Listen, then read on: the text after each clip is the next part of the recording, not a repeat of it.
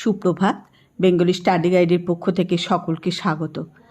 আজ তোমাদের দীনেশ দাশের লেখা কাস্তে কবিতাটি আমি পাঠ করি। এই কবিতার বিষয়বস্তু আলোচনা করে সংক্ষিপ্ত প্রশ্ন উত্তর তোমাদের কাছে তুলে ধরার চেষ্টা করব। বেয়োনেট হোক যত ধারালো, কাস্তেটা ধার দিও বন্ধু। শেল আর বম হোক ভাড়ালো, কাস্তেটা শান দিও বন্ধু।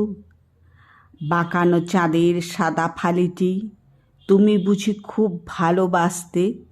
চাঁদের শতক আজ নহে তো, এ যুগের চাঁদ হলো কাস্তে।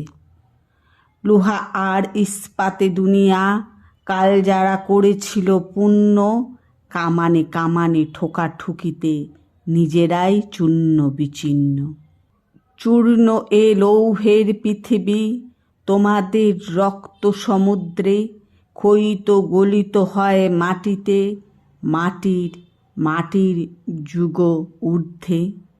দিগন্তে মৃত্তিকা ঘনায়ে আসে ওই চেয়ে দেখো বন্ধু, কাস্তেটা রেখেছ কি সানায়ে, এ মাটির কাস্তেটা বন্ধু। কাস্তে কবিতায় কবি দীনেশ দাশ চেনা কথা নতুনভাবে ও ভঙ্গিতে বলেছেন। এখন চাঁদ দেখার সময় নয়। চাঁদকে নিয়ে অনেক রোমান্টিক কবিতা লেখা হয়েছে, কিন্তু এখন রোমান্টিকতার সময় নয়, সংগ্রামের সময়। কারণ চাঁদকে নিয়ে স্বপ্নের জাল বোনার সময় ছিল 19 শতক। 20 শতক হলো সংগ্রামের সময়। আসলে দীনেশ দাশের রোমান্টিকতার নব মানবতাবাদের জন্ম দেয়। যেমন সুকান্তের কাছে পূর্ণিমার চাঁদ ঝলসানো রুটি হয়ে দেখা দিয়েছিল, তেমনি দীনেশ দাশের কাছে এই যুগের চাঁদ কাস্তে হয়ে দেখা দিয়েছে। সংগ্রামের মোকাবিলার জন্য এই যুগের চাঁদ হলো কাস্তে। এই যুগের সব স্বপ্ন আকাঙ্ক্ষা পূরণ করতে পারে কাস্তে, কেননা বস্তুকে নিয়ে কবির কারবার। অনেকেই চাঁদকে প্রিয়ার মুখের সঙ্গে তুলনা করেছেন, তার লাবণ্য সাদৃশ্যের জন্ম দিয়েছে, কিন্তু দীনেশ দাশ নবমানবতার জন্ম দিয়েছেন। তিনি কৃষক শ্রমিককে আকাশে রহস্যময়ী চাঁদ দেখে ভুলতে বারণ করেছেন। তিনি স্মরণ করিয়ে দিয়েছেন এই যুগের চাঁদ হলো কাস্তে। কাস্তে কৃষক ও শ্রমিকের সংগ্রামের প্রতীক হিসাবে দেখাতে চেয়েছেন। কবি দীনেশ দাশ শ্রমজীবী মানুষের উদ্দেশ্যে যখন বলেন ধারালো বেয়োনেটকে ভয় না পেয়ে কাস্তেতে ধার দিতে, তখন খেটে খাওয়া মানুষের ভয়হীন প্রতিবাদ প্রবণতা কালের বৃহত্তর প্রেক্ষাপটে সুদূর প্রসারী ব্যঞ্জনাবহ হয়ে ওঠে। শ্রমজীবী মানুষের বিদ্রোহ কখনো থেমে থাকে না। কবি বিশ্বাস করেন ক্ষমতাদর্শী মানুষের নিজেদেরই তৈরি করা দুর্গে ফাটল সৃষ্টি করবে তারা নিজেরাই। তখন সেই ফাঁক ফোঁকর দিয়ে বেরিয়ে আসবে নতুন বিশ্বাস ও আশ্বাসের বাণী। শ্রমজীবী মানুষের রক্তে স্নাত পৃথিবীর বুকে এই নতুন আলো দিগন্ত থেকে দিগন্তে বিস্তৃত হবে। রক্তের রং মুছে গিয়ে জেগে উঠবে নবজীবনের প্রত্যাশা, যে জীবনের কেন্দ্রে আছে মাটি ও মানুষ।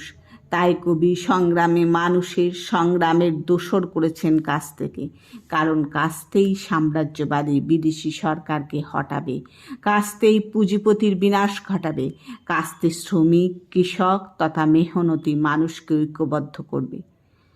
কল্লোলের অন্যতম পুরোধা ছিলেন দীনেশ দাশ। তৃতীয় বিশ্বযুদ্ধের সামনে রেখে তার কবিতায় সাম্যবাদের স্পষ্ট প্রভাব সূচিত হয়েছিল। সাম্যবাদের মূল কথা মানুষের ভিতরে সর্বাঙ্গীন সাম্যের প্রতিষ্ঠা। এই মহান ভাবকে কোনো দেশকালের গণ্ডিতে আবদ্ধ করা চলে না। চিরকাল মানুষ কামনা করেছে মানুষের মধ্য থেকে সব ব্যবধান যেন ঘুচে যায়। এই কবিতাতেও কবি তার স্বপ্ন ও কল্পনায় সেই সমৃদ্ধি ও সম্প্রীতির ব্যবস্থা চেয়েছেন। জীবন অভিজ্ঞতা ও অনুভবে ঋদ্ধ কবি জীবনকে বুঝেছিলেন বাস্তবের মাটিতে দাঁড়িয়ে। তাই তিনি বুঝেছেন সভ্যতার উষালগ্নে মানুষ যখন প্রথম লোহার ব্যবহার শিখেছে, তখন থেকেই কাস্তে তাদের নিত্য প্রয়োজনীয় সামগ্রী। কখনো তা হাতিয়ার, কখনো বা কৃষিক্ষেত্রের অপরিহার্য বস্তু। অর্থাৎ কাস্তের সাহায্যেই যেমন তারা ফসল কেটেছে, তেমনই আত্মরক্ষার্থে তা ব্যবহার করেছে।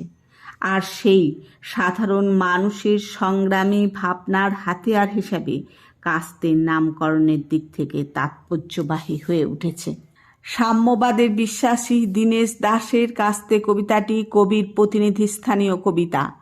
কবিতাটি প্রকাশিত হওয়ার পর থেকেই কাস্তে কবি হিসাবে তিনি পাঠক সমাজে পরিচিতি লাভ করেন। কবিতাটি 1938 সালে শারদীয়া আনন্দবাজারে প্রথম প্রকাশিত হয়।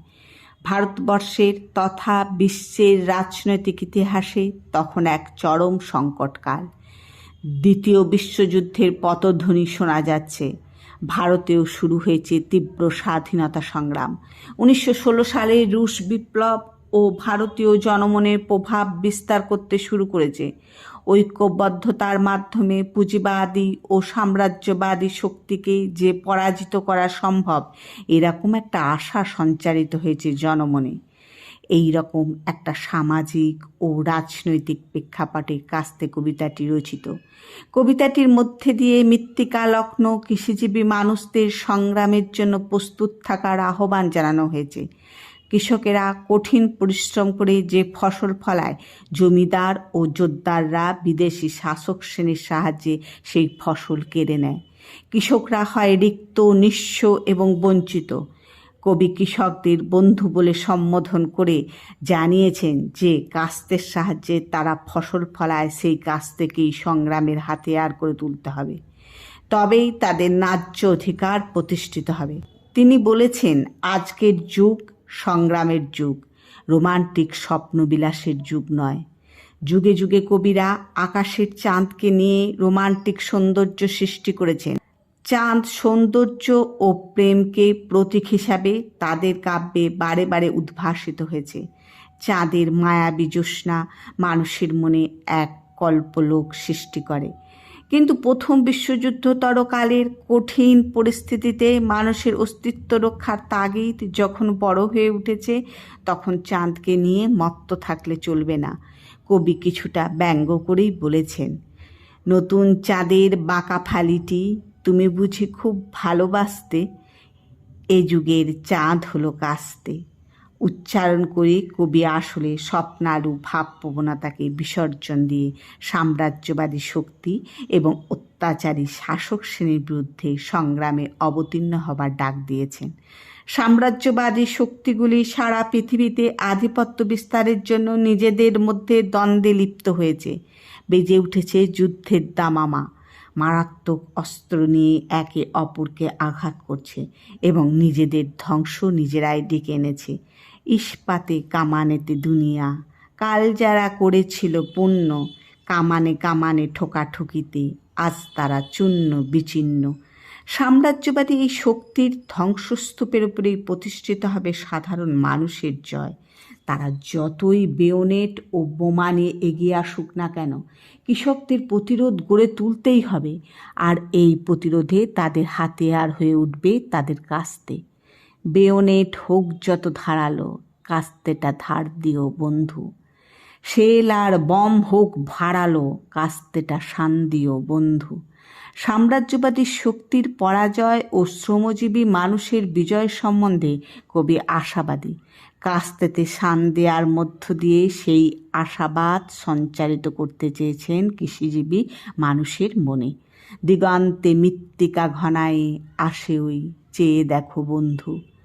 দিগন্তে মৃত্তিকার আভাস দিয়ে কবি আসলে ধনতান্ত্রিক যুগের অবসান এবং মৃত্তিকা ঘনিষ্ঠ মানুষকে সুস্থভাবে বেঁচে থাকার স্বপ্নকেই এই কবিতায় তুলে ধরতে চেয়েছেন। এবার আসব সংক্ষিপ্ত প্রশ্ন উত্তর নিয়ে। কাস্তে কবি হিসাবে কাকে চিহ্নিত করা হয়? কাস্তে কবি হিসাবে দীনেশ দাসকে চিহ্নিত করেছে। কাস্তে কবিতাটি কবে রচিত হয়েছিল? কাস্তে কবিতাটি 1937 খ্রিস্টাব্দে রচিত হয়েছিল। কবিতাটি কোন পত্রিকায় প্রকাশিত হয়েছিল? 1938 খ্রিস্টাব্দে আনন্দবাজার পত্রিকায় শারদীয়া সংখ্যায় প্রকাশিত হয়েছিল। কাস্তে কবিতাটিতে কয়টি স্তবক ও কয়টি পংক্তি আছে? কাস্তে কবিতাটিতে 5টি স্তবক ও 20টি পংক্তি আছে। কাস্তে কবিতাটি কোন কাব্যগ্রন্থের অন্তর্গত? কাস্তে কবিতাটি কাস্তে কাব্যগ্রন্থের অন্তর্গত। কাস্তে কবিতাটি কোন ছন্দে লেখা? কাস্তে কবিতাটি মাত্রাবৃত্ত ছন্দে লেখা। এর পর্ব হলো 6 + 5, তবে কয়েকটি পংক্তিও 4+4+4 মাত্রার পর্ব পাওয়া যায়। কাস্তে কিসের প্রতীক? কাস্তে হলো কৃষকদের প্রধান হাতিয়ার। কাস্তে একদিকে যেমন প্রাণধারণের নির্ভরশীল হাতিয়ার, তেমনি শত্রু মোকাবিলা করার জন্য প্রধান হাতিয়ার। তাই কাস্তে হলো এক দলবদ্ধ সংহতি সম্পন্ন সংগ্রামী চেতনার প্রতীক। বেয়োনেট কি? সৈনিকের বন্দুকের অগ্রভাগে যুক্ত তীক্ষ্ণ ইস্পাতের ফলাকে বেয়োনেট বলা হয়। শেল ও বম কি? শেল আগ্নেয়াস্ত্র বিশেষ এবং বম হলো বিস্ফোরক অস্ত্র। নতুন চাঁদের বাঁকা ফালিটি কোন কবিতার অংশ? দীনেশ দাসের কাস্তে কবিতার অংশ। কামান কি? কামান অগ্নিগোলক ছুঁড়ে মারার লোহার যন্ত্র বিশেষ। কাস্তে কবিতায় বেশ কয়েকটি বিদেশি শব্দ আছে, সেগুলি কি কি? বেয়োনেট, শেল, বম প্রভৃতি। দীনেশ দাসের কয়েকটি কাব্যগ্রন্থের নাম লেখো। দীনেশ দাসের কয়েকটি কাব্যগ্রন্থ হলো অহল্যা, অসঙ্গতি, কাস্তে, রাম গেছে বনে। দীনেশ দাস কত খ্রিস্টাব্দে কোথায় জন্মগ্রহণ করেন? দীনেশ দাস 1913 খ্রিস্টাব্দে 16 সেপ্টেম্বর কলকাতার আলিপুরে জন্মগ্রহণ করেন। কবি দীনেশ দাস কোন আদর্শে দীক্ষিত ছিলেন? কবি দীনেশ দাস মার্কস এঙ্গেলসের আদর্শে দীক্ষিত ছিলেন। দীনেশ দাসের লেখা কাস্তে কবিতাটি আমি তোমাদের পাঠ করলাম এবং তার সাথে সাথে কবিতার বিষয়বস্তু ও গুরুত্বপূর্ণ সংক্ষিপ্ত প্রশ্নগুলো নিয়ে আলোচনা করলাম। ভিডিওটি ভালো লাগলে অবশ্যই লাইক করবে, কেমন লাগলো কমেন্টে অবশ্যই জানাবে। পরবর্তী অন্য একটি ভিডিও নিয়ে আবার তোমাদের কাছে উপস্থিত হব। ততক্ষণ তোমরা ভালো থাকবে, সুস্থ থাকবে।